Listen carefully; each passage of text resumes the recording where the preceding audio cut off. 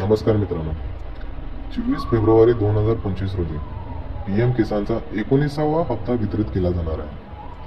शासनाने ही घोषणा केलेली आहे. देशातील टोटल 9,75,00,000पेक्षा जास्त लोकांच्या खात्यात या हप्त्याचं वितरण केलं जाणार आहे.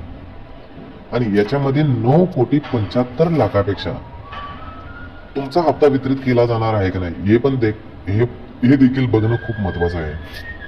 आपण जर या हप्त्याबद्दल लाभार्थी असाल तर आपण खरंच या हप्त्याबद्दल पात्र आहेत का नाही आणि आपला हप्ता वितरित होईल हे सोप्या भाषेमध्ये ऑनलाईन पद्धतीने पाहून घेऊ. याचबरोबर युनिक ID कार्डचे जे की शेतकरी विशिष्ट ओळखपत्र या हप्त्याशी काही संलग्न आहे की नाही, संबंध आहे की नाही हे पण पाहून घेऊ.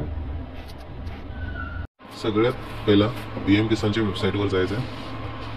वेबसाईटवर 2 ऑप्शन आहेत. नो युअर स्टेटस, तेव्हा नो युअर स्टेटसवर जायचं आहे. यात आपला जो PM किसानला रजिस्टर नंबर आहे तो रजिस्टर नंबर टाकायचा आहे आणि कॅप्चा कोड टाकायचा आहे आणि गेट OTP वर क्लिक करायचं. जर रजिस्टर नंबर माहीत नसेल तर ऑप्शन आहे नो युअर रजिस्टर नंबर, याच्यावर क्लिक करून आपण रजिस्टर नंबर काढू शकतो. रजिस्टर नंबर टाकून कॅप्चा कोड टाकायचा आहे, नंतर OTP ला क्लिक करायचं. OTP आपला जो रजिस्टर नंबर OTP आहे त्याच्यावर OTP जाईल. ती OTP इथे भरायचा आहे आणि गेट डाटावर क्लिक करायचं आहे. जसे गेट डाटावर क्लिक केलं जाईल नंतर संपूर्ण माहिती ज्या शेतकऱ्याची पूर्ण दिसेल माहिती. हा हप्ता कितवा आहे, ह्याचा हप्ता 19वा आहे, बट कोणाचा 18वा असेल, कोणाचा 17वा असेल, कोणाचा 16वा असेल. हप्ता प्रोसेस झाला आहे याच्यामध्ये पूर्ण ह्याचे टोटल हप्ता प्रोसेस झाला आहे याची टोटल डिटेल ह्याच्यामध्ये दिसून येते आहे. आता ह्याच्यामध्ये पूर्ण डिटेल माहिती, आधार कार्ड KYC झालेलं आहे अशी टोटल पूर्ण डिटेल ह्याच्यामध्ये दिसून येत आहे. त्यात मेन FTO ची स्थिती, DBT ट्रॅकरची जी स्थिती आहे ती चेक करण्यासाठी आपल्याला PMFC ची स्थिती चेक करण्यासाठी आपल्याला PMFCच्या वेबसाईटवर जायचं आहे. याच्यामध्ये DBT स्टेटस ट्रॅकरवर क्लिक करायचं आहे. याच्यामध्ये पेमेंट शेड्यूल मध्ये येईल. पेमेंट शेड्यूल मध्ये आल्यानंतर DBT स्टेटस मध्ये यायचं आहे. याच्यामध्ये कॅटेगरी वाईज दिलेलं आहे. एक कॅटेगरी मध्ये यायचं आहे. कॅटेगरीमध्ये आपला PM किसानचा हप्ता बघायचा आहे. PM किसानच्या हप्त्यामध्ये जायचं आहे आपल्याला. त्याच्यामध्ये पेमेंटवर क्लिक करायचं आहे. ऍप्लिकेशन ID, जो ऍप्लिकेशन ID टाकायचा.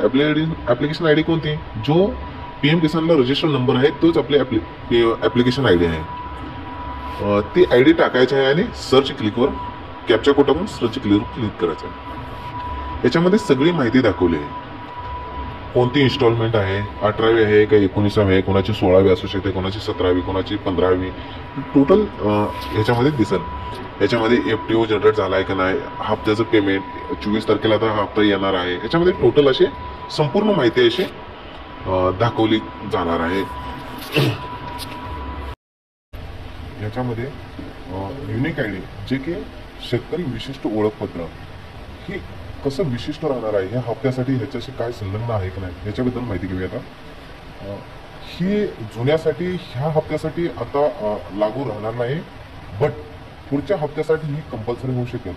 आणि जे आता कोणी नवीन PM किसानसाठी अप्लाय करत असाल किंवा अप्लाय केला असेल त्याच्यासाठी ही युनिक ID जो शेतकरी विशिष्ट ओळखपत्र आहे ही कंपल्सरी लागू केलं आहे. याच्या व्यतिरिक्त जर नवीन कोणी अप्लाय केला असेल तर त्याच्यासाठी ही कंपल्सरी आहे. जे जुनी कोणी आहे की ज्याने पहिल्यापासून ज्याचा हप्ता येत आहे, ज्याचा हप्ता आता 19वा हप्ता वितरण झालेला आहे किंवा वितरण होणार आहे, त्याच्यासाठी या हप्त्यासाठी हे लागू नाही आहे. बट जे पुढला हप्ता येणार आहे त्याच्यासाठी हे कंपल्सरी आहे. हे शेतकरी विशिष्ट ओळखपत्र हे कंपल्सरी लागू केलं जाणार आहे. इथून पुढे जो हप्ता PM किसानचा हप्ता आहे त्याच्यासाठी कंपल्सरी लागू केलं जाणार आहे. ही PM किसानच्या संदर्भातील ही एक महत्त्वाची अशी विशिष्ट माहिती होती. धन्यवाद.